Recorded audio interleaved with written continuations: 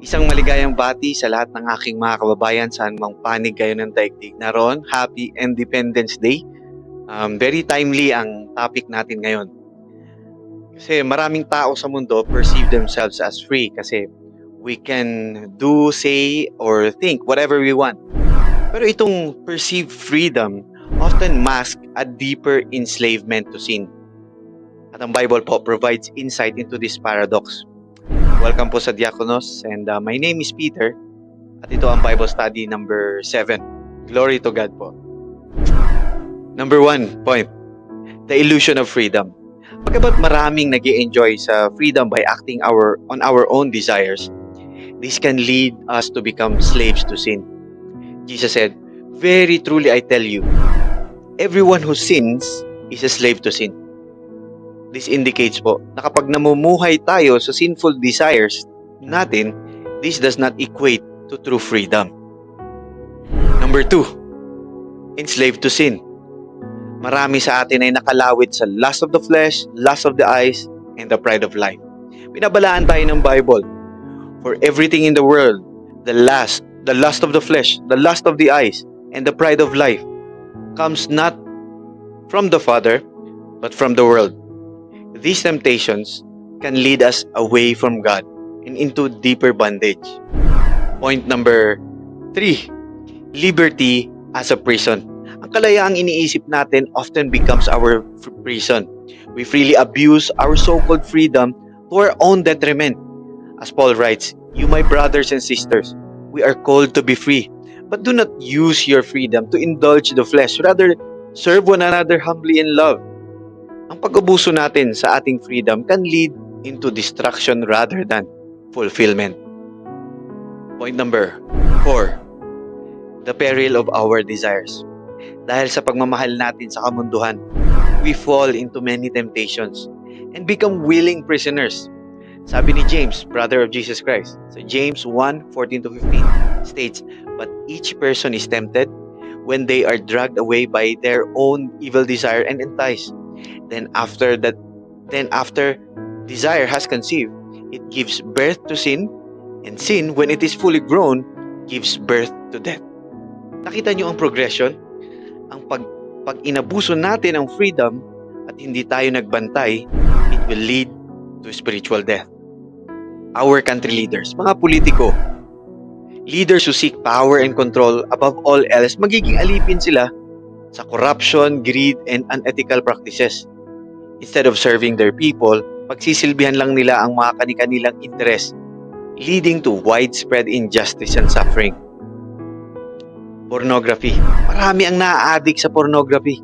Sinisira nito ang view natin sa relationships and sexuality. This addiction can ruin marriages, families, and personal lives, creating a cycle of shame and isolation. Work and business conduct. In the pursuit of success, maraming tao kinokompromise ang kanilang morals and ethics. They might lie, cheat, or exploit others to get ahead. Mas lalo ka pang naging alipin sa iyong ambisyon, and you're always gonna need for more wealth and power. Hindi ka makokontento. The danger of remaining enslaved. Meron pong panganib sa pananatili sa kasalanan. If we do not seek to be freed from this bondage, we are in grave danger. Binabalaan tayo ng Bible. For the wages of sin is death, but the gift of God is eternal life in Christ Jesus our Lord. Without turning to God for true freedom, we face eternal consequences. True freedom in Christ. Ang totoong freedom, mga kapatid, ay ang recognition na tayo ay alipin ng kasalanan at kailangan nating maging malaya sa pamamagitan ni Jesus. Only through Christ we can experience genuine freedom. Jesus himself said, "So if the Son sets you free, you will be free indeed." To God be the glory. This freedom is a gift from God, breaking the chains of sin and offering us a new life. Mga kapatid, let us turn to God. Talikuran na natin ang kasalanan. Yakapin na natin ang tunay na kalayaan kay Jesus. In Christ, we find liberation from the bondage of sin. and the fullness of life that He promises. Kung hindi mo na-experience ang freedom na ito, I invite you to seek Jesus and accept the freedom He offers. In Him, you will find true and everlasting freedom. Let's pray po, mga kapatid. Heavenly Father, we come before you, acknowledging our need for true freedom that only you can provide. We acknowledge, Lord, that we have often misused our freedom and fallen into bondage. Patawarin niyo po kami, Lord, sa mga kasalanan namin. At tulungan niyo po kami na umiwas sa lahat at anumang temptasyon sa flesh, sa eyes, at sa pride of life. Lord Jesus, maraming salamat po sa sakripisyo na binigay niyo sa amin para palayain kami. We ask that you break every chain na nag-aalipin sa amin para makuha namin ang iyong mga pangako. Lord, puspusin niyo po kami ng banal na espiritu that we may walk in your truth and love, serving one another humbly. Guide us in our daily lives, in our work, in our homes, even sa mga relationship namin. Help us to live as true children of God, experiencing freedom and joy that comes from following you. We pray this in your precious name.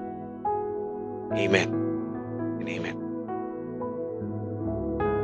Mga kapatid, kung umabot ka sa part ng video na ito, we would like to thank you for spending your time, starting your day in studying the Word of God. We are not aftering po your follows, likes, or subscription. But if there's anything that we desire po, we desire really that by God's grace, you be able to subscribe to Jesus Christ Gospel. You will follow God's commandment and you will be more like Jesus Christ. Muli po, maraming salamat and I'll see you in the next video. God bless you po.